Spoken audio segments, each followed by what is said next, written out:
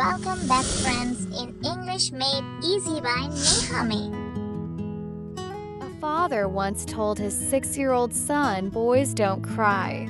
20 years later, that same son sat in front of his own father and said, "I don't think I've cried in front of another human being since that day." Welcome back. Today's topic is one that touches almost every home in some way: how we teach children to handle their emotions, and what it costs them later when we teach it wrong. I'll share 2 stories today, then a few simple things you can start saying instead. And as always, stay till the end for today's idioms, explained simply. Arjun was 6 years old when his pet dog passed away.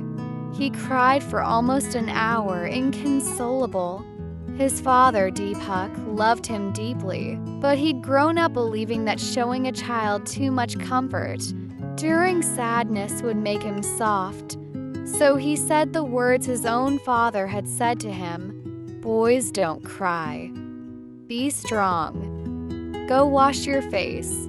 Arjun stopped crying that day, not because he felt better, but because he learned something important. Crying makes people uncomfortable, and it's safer to hide it. Over the years, that lesson repeated itself quietly over and over.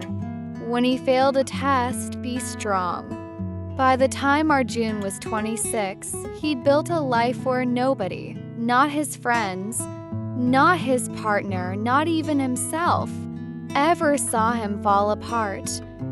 He simply didn't know how anymore. Everything changed the night Arjun's grandmother passed away. He sat at the funeral, completely silent, while people around him wept openly. His father, now much older, noticed Arjun's face, completely still, almost frozen. That night, Deepak sat next to his son and said, "You haven't cried once today." "Not even a little," Arjun said quietly. "I don't think I know how to anymore." Deepak felt something break in his own chest. He said, "I think I taught you that. I'm sorry. I thought I was making you strong. I didn't realize I was just teaching you to carry everything alone." Arjun finally cried that night, not just for his grandmother, but for every moment. Over 20 years where he'd swallowed a feeling because he thought that's what he was supposed to do. Here's why this happens in so many families, generation after generation. Number 1, most parents were never shown a healthier way themselves. Deepak wasn't cruel. He was simply repeating exactly what his own father told him. Nobody in his family had ever been taught a different way to handle sadness. Number 2, we confuse not showing emotion with strength. In reality, psychologists say the opposite is often true. Children who learn to express emotion in healthy ways tend to handle real difficulty better as adults, not worse. Number 3, we react to a child's tears as a problem to stop, instead of a feeling to understand. Saying "stop crying" focuses on making the crying end. This isn't only about boys. Let me tell you about Meher.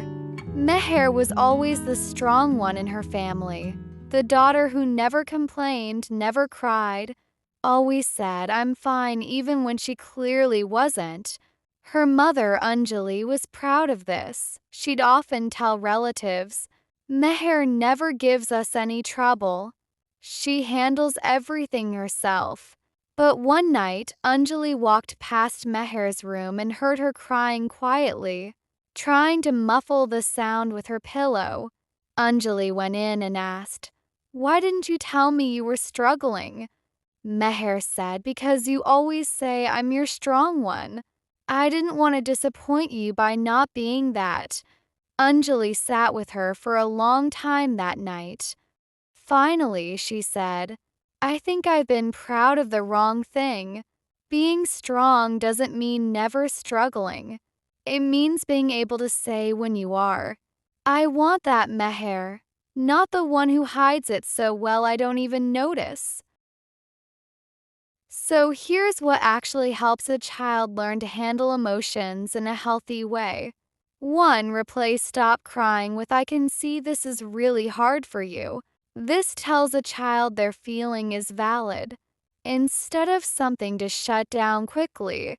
2. Say it's okay to feel this out loud, regularly, not just during a crisis. Children absorb this message best when they hear it often, in small moments, not only in big ones. 3. Show them your own emotions sometimes, appropriately, saying, I felt really sad today too. And here's what helped me teaches a child that adults feel deeply too, and that it's survivable. 4. Praise honesty about feelings, not just toughness. Try. Thank you for telling me you were struggling. This rewards openness, instead of only ever rewarding a child for looking fine. Now, today's phrases, let's go through them one at a time. 1. Inconsolable. This means someone is so upset that nothing seems to comfort them, at least for a little while. 2. Swallowed a feeling. This means holding a feeling inside instead of expressing it, pushing it down instead of letting it out. 3. Carry everything alone. This means dealing with hard emotions or problems by yourself, without letting anyone help or support you. 4. Put on a brave face. This means pretending to be okay on the outside, even when you're struggling on the inside. 5. The strong one. This is a phrase families often use for someone who never seems to complain or struggle, but it can quietly pressure that person to hide real pain just to keep that label. That's 5 for today.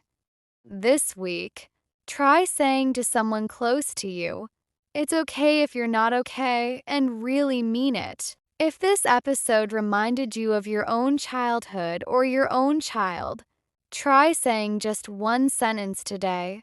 I can see this is really hard for you. Tell me in the comments. Did our June story or Meher's story hit closer to home for you? And if you've ever felt like the strong one in your own family, share your story below. It might become the next episode. See you in the next one.